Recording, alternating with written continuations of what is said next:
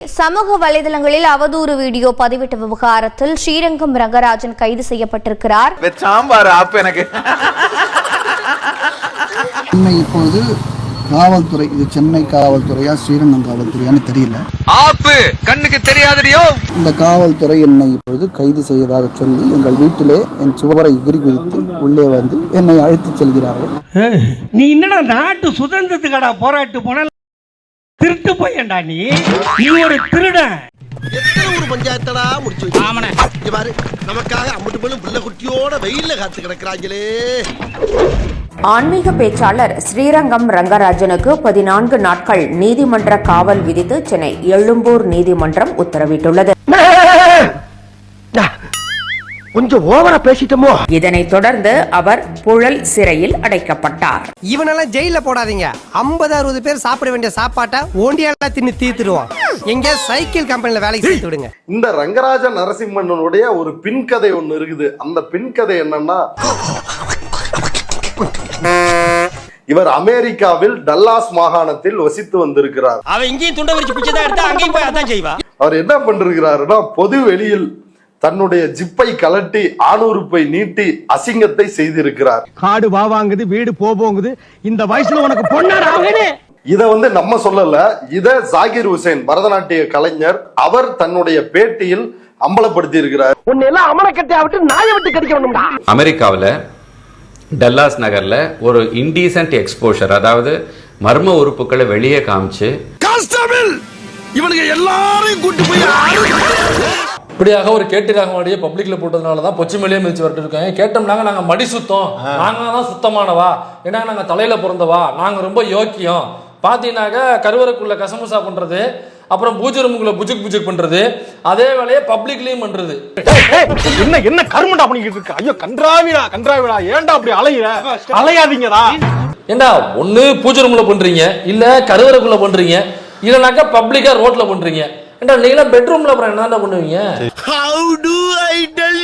இதனால் போலீசாரால் டல்லாஸ் காவல்துறையால் கைது செய்யப்பட்டு தண்டனைக்கு உள்ளான நபர்தான் இந்த ரங்கராஜ நரசிம்மன் என்கின்ற இந்த பார்ப்பன பொறுக்கி. ஆளை பார்த்தா நல்லா தெய்வ கடாட்சமா கோவில் கும்பாபிஷேகத்துக்கு கூப்பிட வந்த மாதிரி இருக்க. இது ஒரு பொழப்புன்னு பாலக்காட்டுல இருந்து பஸ் ஏறி இவர் தான் பக்திமானா தன்னை காட்டிக்கிட்டு அடியேன் ராமானுஜதாசன் அப்படின்னு வெளியே பேசிட்டு இருக்கிறவரு. இந்த போன்ற நபர்கள்லாம் ராமானுஜரையே இழிவுபடுத்துறவனுங்க. ராமானுஜர் சாதியை கடந்து எல்லாரும் கடவுளை நோக்கி வரணும் அப்படின்றதுக்காக பாடுபட்ட ஒரு மத சீர்திருத்தவாதி. அந்த மத சீர்திருத்தவாதியின் பெயரை சொல்லிக் கொண்டு வாழ்கின்ற பொறுக்கி தின்கின்ற ஒரு பொறுக்கி தான். எத்தனை பொறுக்கி?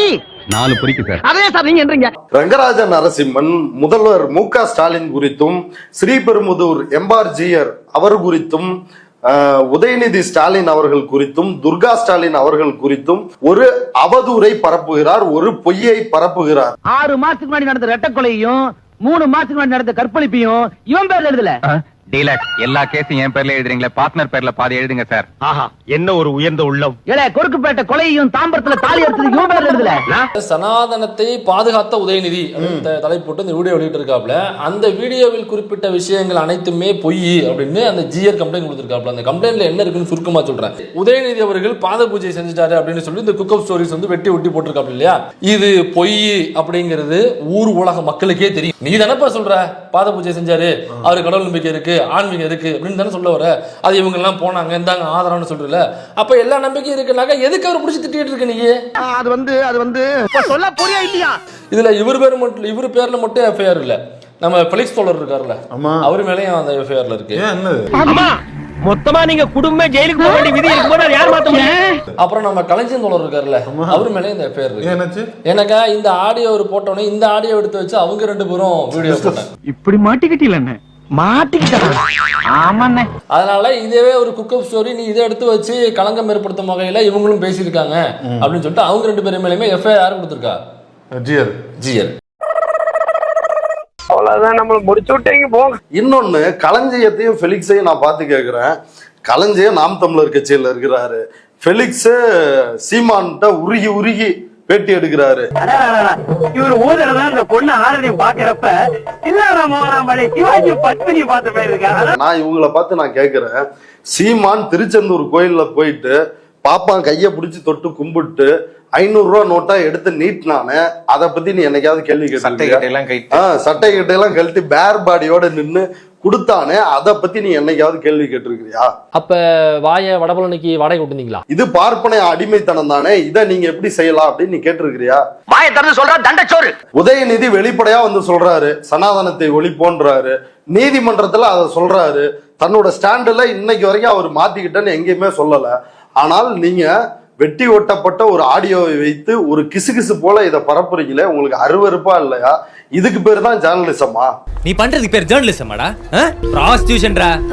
அப்பா அவன் என்ன சொல்ல வரான்னா, அப்ப சனாதனம் என்பது பாப்பான். இந்த சனாதனம் என்பது மற்றவர்களை அடிமைப்படுத்தி வாழ்வது, சமமான வாழ்க்கை முறை கிடையாது. நாங்க இருக்கிற வரைக்கும் நாங்க சொல்றதா இங்க சட்டம். அதெல்லாம் 1901 இல்லாத வருஷத்துல, இப்போ 85. இவர் வந்து சனாதனம் ஒழிக, சனாதனத்தை ஒழிப்போம் அப்படின்னு பேசினதுனால பிரம்மகத்தி தோஷம் பிடிச்சிருச்சு. பயந்துட்டப்பா. பாப்பானை அடிச்சோம்னாக்கா, பாப்பானை ஏதாவது தொந்தரவு பண்ணோம்னாக்கா, அதை பண்றவங்களுக்கு பிரம்மகத்தி தோஷம் பிடிச்சிரும். நீங்க எல்லாம் சொன்னா பழிக்கவே பழிக்காது, நான் ரொம்ப நல்லா இருப்பேன் வரட்டா. அப்படிங்கிறனால அவன் கொலை செய்யலாம், கொலை பண்ணலாம், அவன் வந்து பாலியல் உறவு செய்யலாம், அவன் என்ன வேணாலும் செய்யலாம். அவனை வந்து யாரும் எதுவும் செய்யக்கூடாது, தண்டனைக்கு உள்ளாக கூடாது, ஊழல் பண்ணலாம்.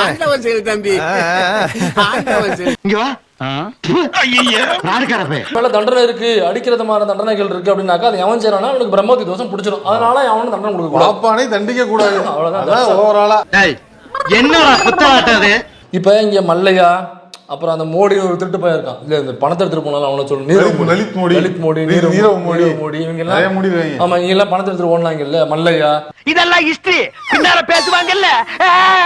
அப்ப அந்த மல்லையாவை பார்த்து அந்த திருட்டு பையன் பேர் என்ன, மோடி, லலித் மோடி, நீரவ் மோடி. இப்ப இவங்க எல்லாம் பார்த்து, ஏப்பா என்ன இந்துக்களுடைய காசை சுரண்டிட்டு போறீங்க, எல்லாம் பிரம்மகத்தி தோஷம் பிடிச்சிருந்து அப்படி பண்ணீங்கன்னாக்கா இந்துக்களுக்கு இது பண்றது, அப்படியாவது நீ சொல்லி இருந்திருக்கணும். இப்ப அதுவும் நீ சொல்லலையே.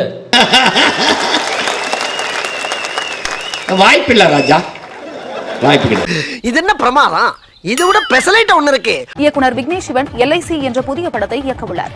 இந்த படத்தில் நாம் தமிழர் கட்சியின் ஒருங்கிணைப்பாளர் சீமான் முக்கிய கதாபாத்திரத்தில் நடிக்க உள்ளதாக தெரிவிக்கப்பட்டுள்ளது. என்ன உனக்கு, நீ என்ன நினைச்சுட்டு இருக்க? நீ நான் யாருன்னு முதல்ல நினைச்சுட்டு எல்லாரும் பேசிக்கிட்டேன். நான் ஜனநாயகவாதியா இருக்கிறதா உங்களுக்கு பிரச்சனை.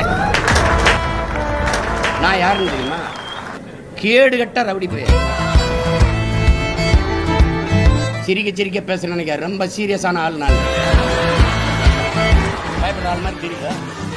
எனக்கு ஒரு குடும்பம் இருக்கு, எனக்கு ஒரு கூட்டம் இருக்கியா, நடமாட முடியாது ஒவ்வொருத்தனை நான் நினைச்சா. இதெல்லாம் யாருன்னு முதல்ல தெரியுமா? டேய் 1 லட்சம் துப்பாக்கி கடந்து போய் என் தலைவனை பார்த்து வந்தாரு. எதுக்கும் பயப்பட மாட்டேன்.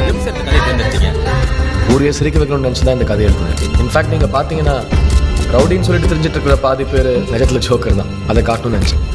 எங்க சார் அவரை கண்டுபிடிச்சிங்க? பார்த்த உடனே சரி போகிற மாதிரி ஒரு மூஞ்சி தேவைப்பட்டுச்சு. நான் பார்த்த 1000 முகத்தில் அந்த முகம் தான். ஸ்டார்ட் பண்ணு.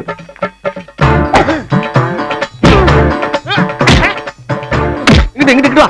அப்படியா